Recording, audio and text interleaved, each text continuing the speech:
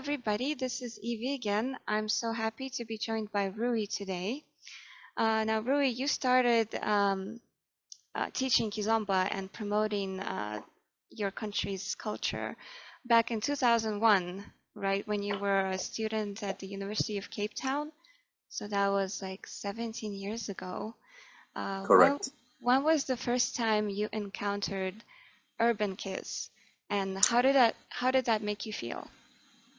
I think my first encounter was when I moved to Houston, and in the summer of 2011, I moved from DC to Houston, and there were a few events happening in town. So I noticed that people were dancing kind of different, and I remember there was one Angolan lady that went with me to one of these Kizomba socials, and she said, I can't really dance with these guys.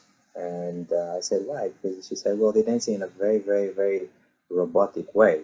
And then I remember it was very funny because she said that the guy that danced with her had so much self-confidence, and he even said, oh, this is French style. This is French style. And of course, she being Angola, she felt like kind of offended. You mean like, what do you mean French style? As if Yeah. it's the best style or the best style or the best type of kizomba one can aspire to dance. So that was my first encounter. And then, of course, the name starts changing online. People started calling, I don't know how many different names Urban Yes. Kiz has had so far until eventually crystallized and became Urban Kiz, which is, I think, sort of a generic name for anything different from the, I guess, the Palop way of dancing kizomba. So Rui, the University of Kizomba page you started is a great resource. And first of all, tips on the name, Thank University you. of Kizomba. That's brilliant, right? And it captures its main purpose of educating people about the history of the dance and the music of Angola. There's one post that I really like, and a lot of people would agree with me, I guess, because that post got the most number of likes. Hmm. And it's about the 10 things you can do to show your respect and to honor the Angolan culture. But I had a question on one of the points there. So I'm just gonna read it out and quote it. You're saying, yes, dance is an art, but that doesn't mean you should do whatever pleases you with Kizomba under the umbrella of evolution. If you exercise your personal creativity as a dancer or instructor within reasonable boundaries, you're also honoring the plight of millions of people who use this music and dances to purge the pain of humiliation inflicted during nearly 500 years of colonialism and to bury their sorrows during almost 30 years of civil war, death, and destruction. So, does this mean if I dance urban, and depending on the lead, I mean, who I dance with, they can get pretty creative.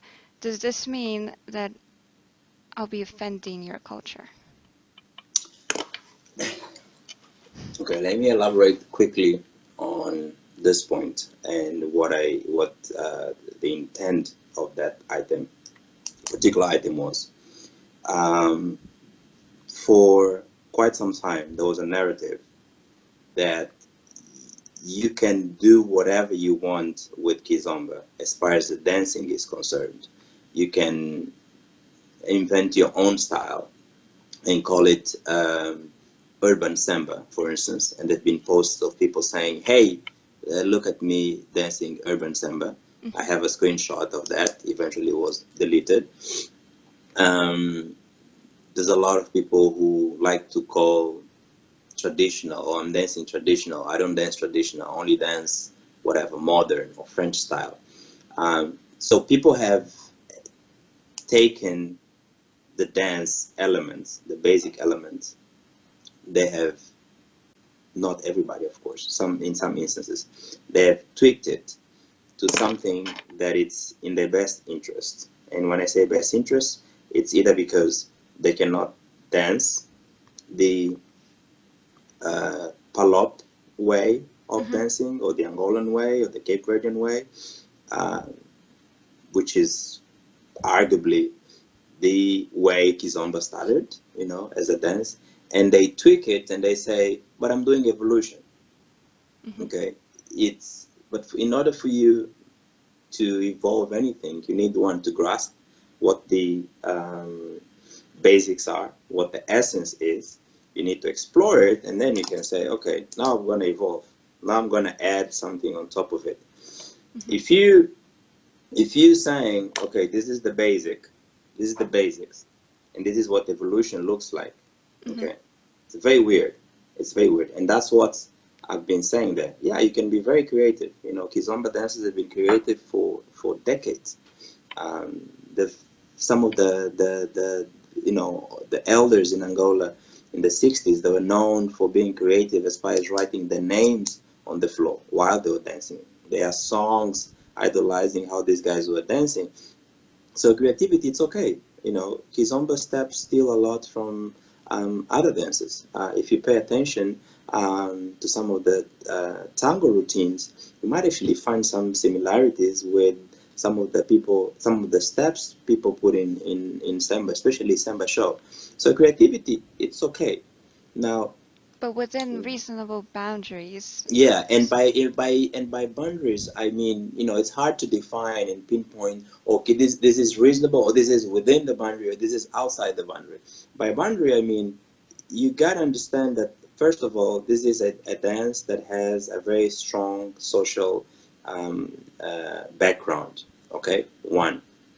So that's one essence that should be respected by people, one boundary that should be respected by people.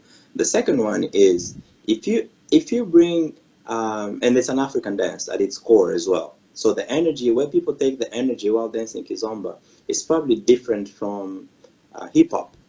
It's probably different from you name it, whatever, ballroom. So if you understand that essence, if you understand those core elements, then you can expand upon. But you should not.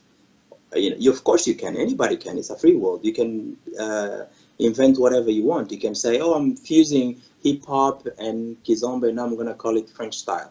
Or I'm fusing tango. I'm mixing tango and tarashinha, and I'm going to call it Kizomba fusion. So people have created a whole bunch of names. They've came up with a plethora of labels, and most of the time it's just because they want to segregate. They want to do what companies do, which is, I sell this product for this type of customers. Not everybody will be wanting to buy this type of product, and then I'm going to do this one. So I create a product. So I add another item to my portfolio of products, so that people can say, oh, I'm buying something different. Like I'm buying an iPad. It's a tablet. It does something different from a laptop. But if you think of it, you can do whatever you want to do. Whatever you do on a Mac Air or on a MacBook, you can do on an iPad Air. But Apple will still try to sell you that these are two different products. So one is an addition to their line. So people are buying the iPad when they could actually probably do well with just the MacBook. Now, of course, the iPad Air has certain features that the Mac doesn't have. But what a lot of people do is they create these new streams and new branches within the Kizomba umbrella as far as the dancing is concerned. And they do it for commercial reasons. They do it because they want to come across as being different. So these are the type of things that I like people to be aware of, and say, if you are new to the Kizomba world, if you are somebody who's just learning Kizomba, don't fall for, you look at the lineups, look at the description of the classes in the Kizomba festivals. You're only teaching one dance. You're only teaching one dance. You're only teaching Kizomba. But if you look at the schedule or the workshop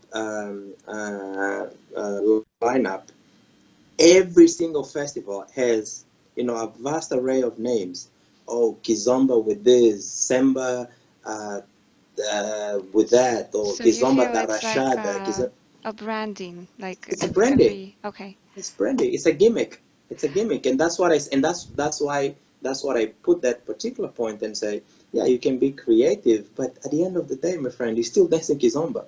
That's if like you're true Kizomba to the Tarashada. basics and the foundation, right? It's still Kizomba. So what is urban kiss to you? How do you define it? Well, actually, let me ask you first. What is Kizomba to you? Whereas, well, I think people don't often make a distinction between what is Kizomba as a music genre and what is Kizomba as a dance. I think Kizomba as music genre is a far larger concept compared to what is Kizomba the dance. Kizomba the dance actually is very simple as far as steps and as far as you know um,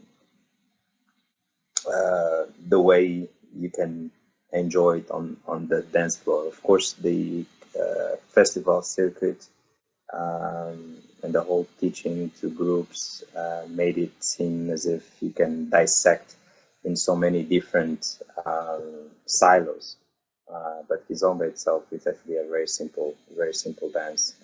It's not complex and it's not um, rocket science. People try to make rocket science purely for commercial reasons.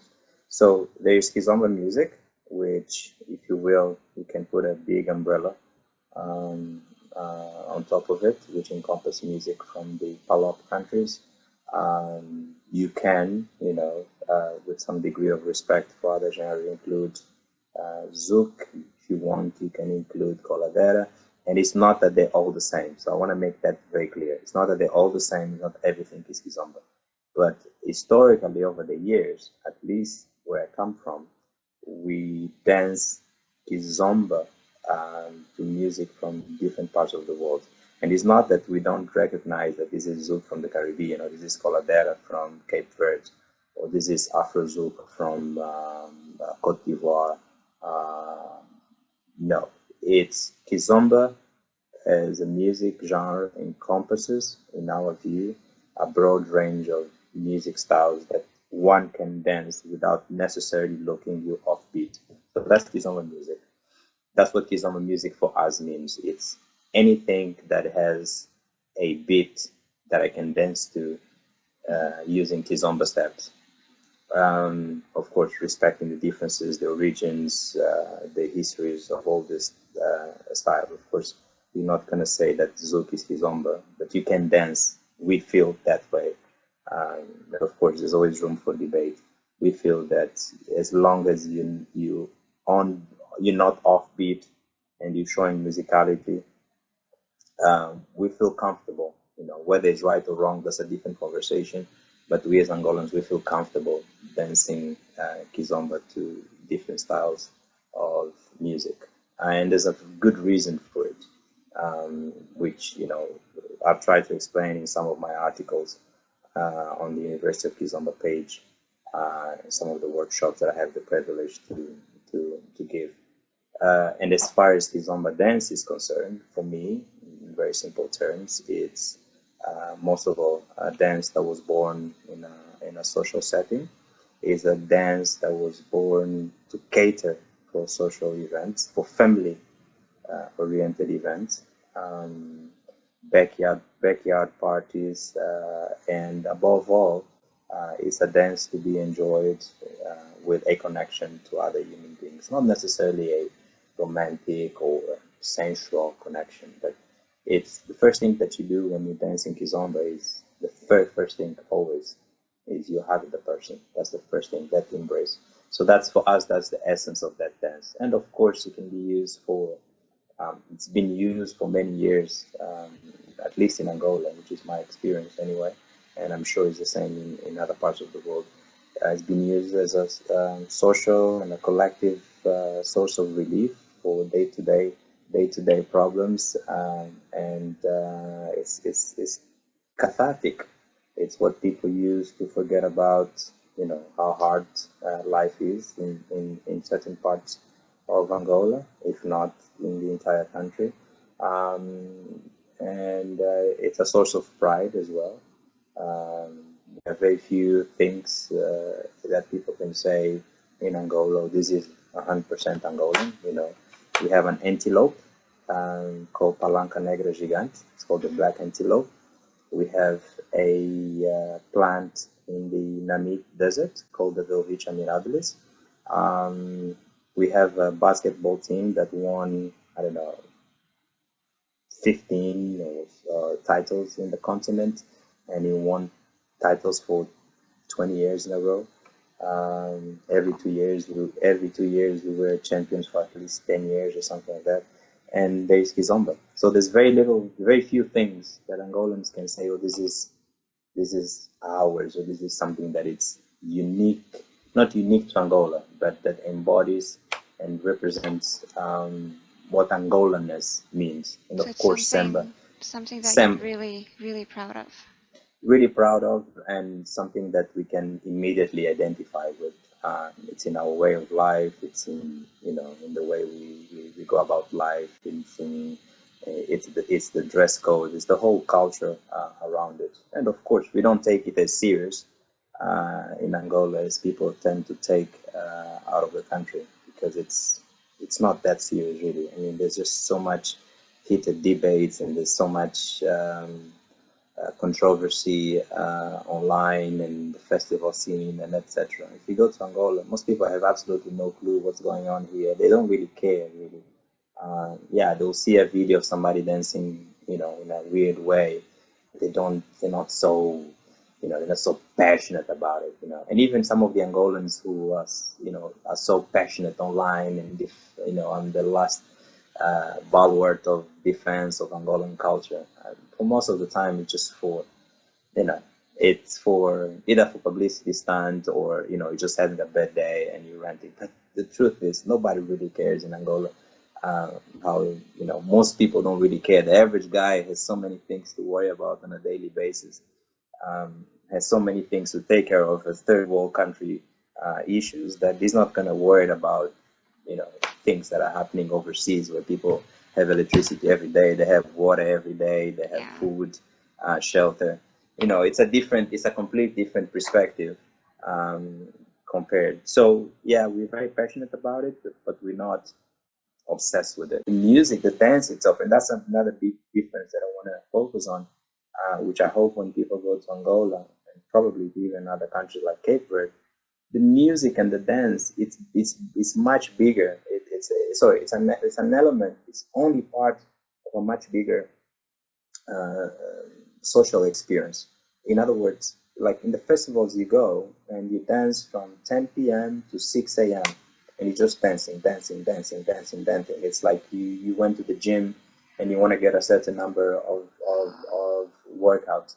There So, is different. The so you're dance saying is it's socializing, it's supposed to the socializing is include the big thing. socialize. The socializing is the big thing.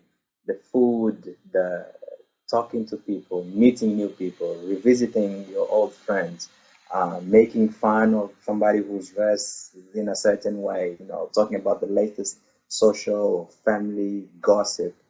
That's all part of the social experience. The Kizomba dancing or the Samba dancing, the dancing part is just one aspect of it. It's not the main Gotcha. thing. Like the socials have, the festivals have kind of diluted that essence of the Hmm. dance. The things that I notice is, it's like there's a one night song and they want to dance. And there's another one night song and they want to dance. It's like it's dancing, dancing, dancing, dancing, dancing. It's like almost like exercising, you Uh-huh. know.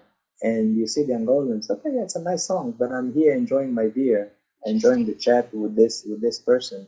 There will be another song, It's like Yeah. we don't need to rush. You don't need to, like it's almost like you have a card and like, oh, today I need to do this set of exercise. I've done 100 sambas, 100 tarashinhas, 100 kizombas, and now I need to do 87 Urban Kiz songs. It doesn't really work Yeah. like that. So for me, that's Okay. the main difference, and that's how I see Kizomba really in essence. So I took an Uber once here in Calgary, and we started chatting with the driver and asked where he was from. He wasn't from Angola, he was from Nigeria, and I told Mm-hmm. him that I dance Kizomba, and he was so surprised. He looked at me and he was like, I love Kizomba. And then he was kind of curious. He was like, so did you go to Angola? Where did you learn it? And then I was like, oh, okay, this guy doesn't know about Urban Kiz, that's for sure. Okay. So one thing that I think I've noticed, I may be wrong, but I've spoken to a lot of urban dancers, and I feel like there's a trend happening right now. A lot of them are saying, "Oh, I want to become smoother. I want to become a softer lead." And I think a lot of them are learning Kizomba, maybe thanks to you and to people like you who are promoting Kizomba and the Angolan Hmm. culture. Maybe they came to your workshop, they learned about history, so they're taking classes and they're learning Kizomba. And I guess they're falling in love with it, and then they're incorporating some of uh, those things like body leading, the hip movement, into their urban. But does that like annoy you and upset you? Because I noticed that on a couple of posts you call it, oh, they're stealing moves from Kizomba and Samba, so you don't like when they do that? Because honestly, I think they're kind of going back to the roots, and that's their way of showing appreciation and love for Kizomba. But if it's like making you upset, then there's a problem. Well, again, hey, and I try to tell that to people. I am not a role model. Please don't look at me as a role model. Don't look at Okay. me and any sort of authority, any sort of leader of anything as far as Kizomba is concerned.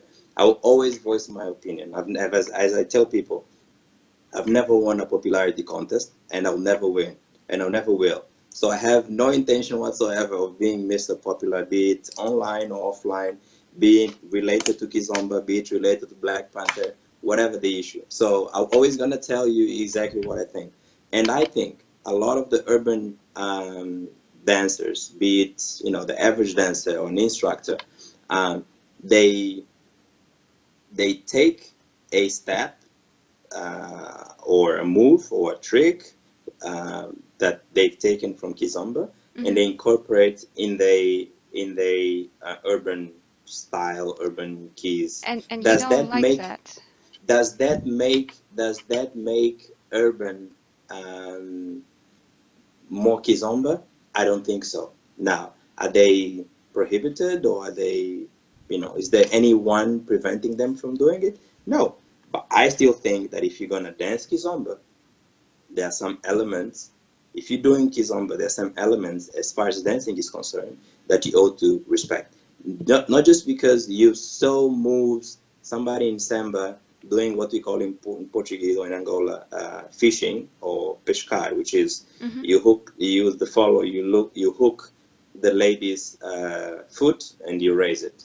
Hmm. Sometimes it's a sequence, It's sometimes called it's one and fishing. two. Yeah, we call fishing pescar. Uh-huh. That's what we call anyway, because it's like you grab the foot Hmm. sort of with your foot and you raise it. So I've seen it a lot happening in urban. Whether they've taken from Kizomba or Samba, I'll leave it to people to decide and make up their own mind. But to go back to your question, I still think that if you're gonna develop urban, and I am a strongly believer that urban is a different dance, and I've made my comments about it. I've voiced my views on it. I think urban is a different dance from Kizomba.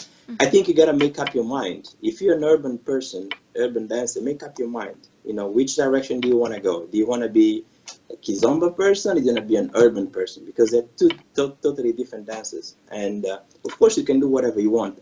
Once again, um, but are you doing urban, and then all of a sudden, maybe Kizomba is becoming more in or becoming popular, and you try to get the best of both worlds and try to please, as we say in Portuguese, Greeks and Trojans, and Uh-huh. you try to bring some elements and well, what really, who are you really? Because if you see the Kizomba people, they don't do that. They don't take steps from Urban Kiz, and they're doing, with a lot of jinga and very flowy, very smooth, and all of a sudden they go into robotic like mode because like, oh, now I'm gonna incorporate an Urban Kiz move, or I'm doing Kizomba, and then I'm gonna lift the girl, very slowly and then come down.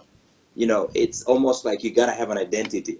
You cannot. I think you should not go, with whatever it's more in. Oh, now I'm going to incorporate samba because a lot of people are actually liking samba now, so I'm going to look cool.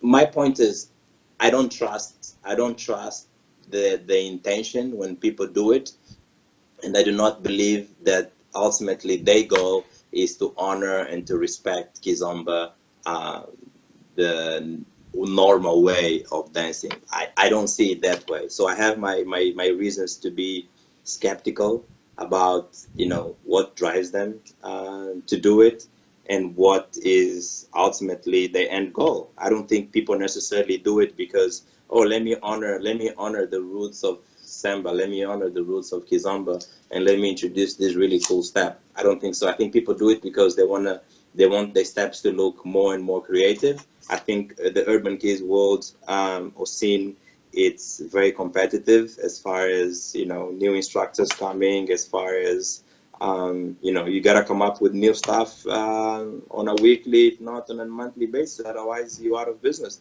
So people try to be creative. I understand that. It's only survival instinct.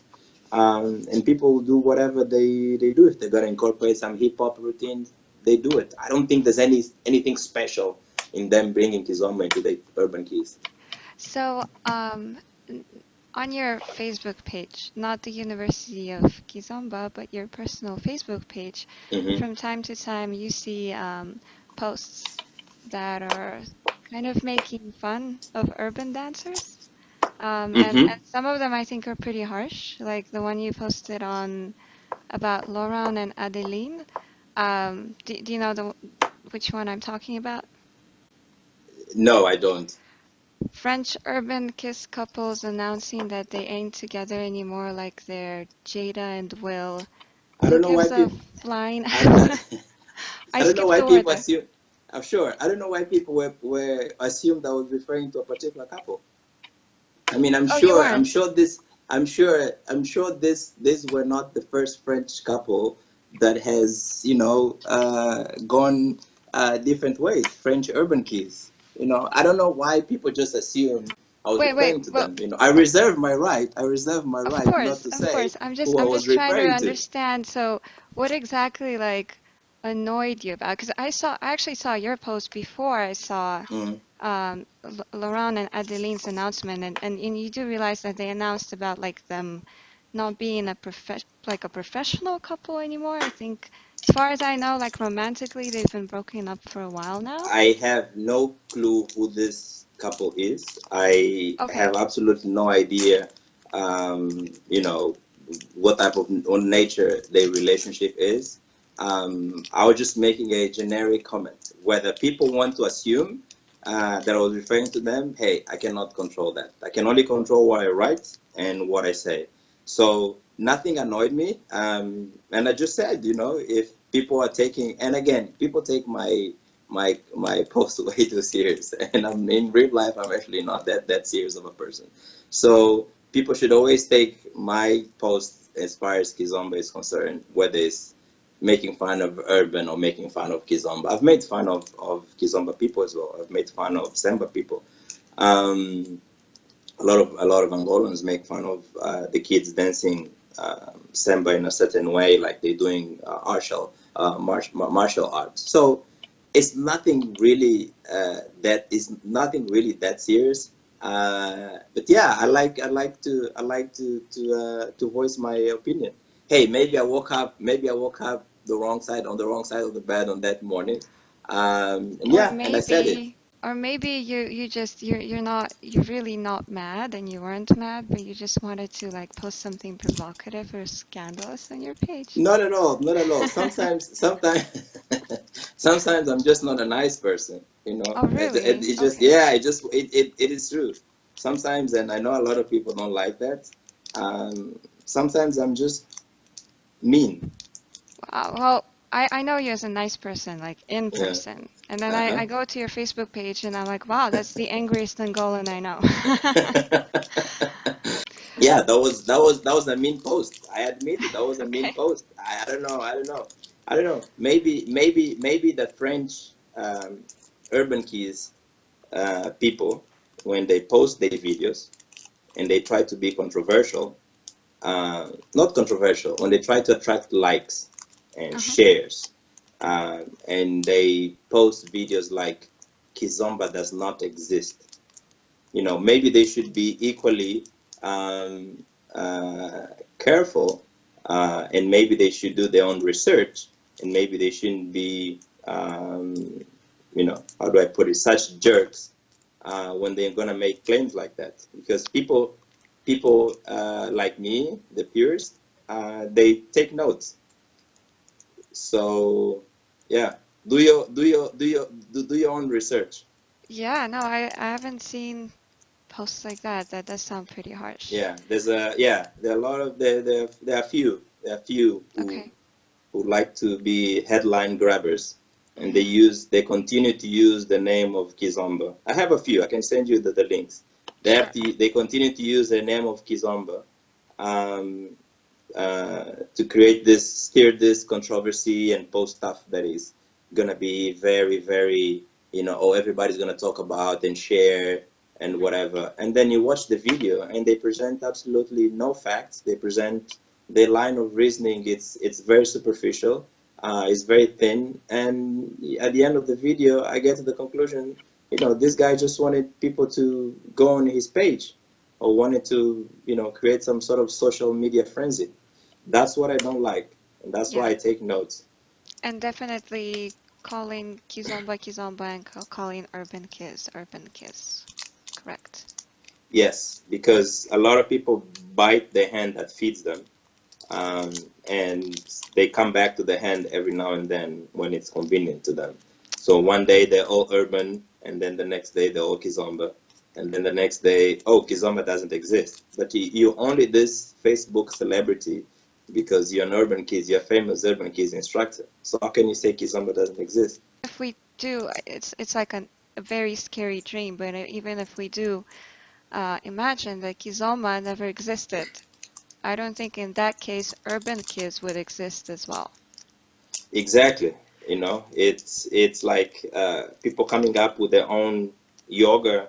Uh, you can't just come up and say, "Oh, this is my new yoga uh, class," but yoga doesn't really exist.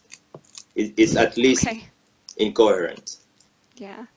Right, well, being from Angola, Rui, you've been listening to Kizomba music and thus building your musicality since Hmm. you were in your mom's belly. Hmm. Kizomba music is always on at home, Hmm. everywhere you go. Um, and I'm sure that you started dancing Kizomba at an early age. So I feel like it's almost genetic, it's in your blood. Hmm. Uh, and okay, compared to you, I started learning Kizomba when I was 29. So do you think that a person who doesn't have an African background is really physically capable of mastering Kizomba? Because from where I see it, I'm 30 years behind already. Like, can I really Hmm. catch up? Hmm. That's a very good question, and I have a kind of a slightly different theory, which is it's not necessarily genetic. I think Hmm. that's for me that's very clear. You have people who are white, people who are Asian, who some of them never actually lived in Africa, um, which are very good dancers. I think what makes the difference, and we have people in Angola who cannot dance a lot. I have friends my age, Really? guys in their 30s, who simply cannot dance. Who simply cannot dance. They just, as we say in Portuguese, they have uh, feet made of lead. Peixe de chumbo. When your feet are so heavy. We have a lot of people. They were, they their moms were listening to music Mm-hmm. when they were pregnant, they were born in their childhood, teenage years, adulthood, all the time listening to music. I think there's no genetic predisposition to be a better or worse dancer. I think what helps is as you grow as a human being is what is your ear. I think the ear is the master. What is your ear coded to hear? When I hear certain songs and I see the difference between me and other people dancing exactly the same room, exactly the same song, I'm listening to something that is different to what they're listening. And the reason being, for me, based on my experience, is because I got exposed, me and millions of other people who had similar backgrounds. Um, you got exposed to a variety of sounds, a variety of type of music that hones your music hearing ability or capability of interpreting music in a different way when you grow up in Europe listening to music such as pop, um, Yeah. anything with a heavy Beat. heavy beat or electronic music, rock, R&B, you name it. And that's why, for instance, a lot of people have become naturally drawn when they hear Kizomba, they get naturally drawn to Urban Kiz. Because And the it's reason easier to listen to. it's easier to listen to because they can. I hear a lot of people, and more and more and more as I go to certain places and I talk to people on a one-to-one basis. A lot of people saying, "Samba is too cacophonous." That's the word. There's like it's a mix. It's a cacophony of sounds. It's too much Too happening. much It's going too on. much going on. It's Hmm. like drum. It's guitar. It's this type of guitar. That type of guitar. Sometimes it's horn.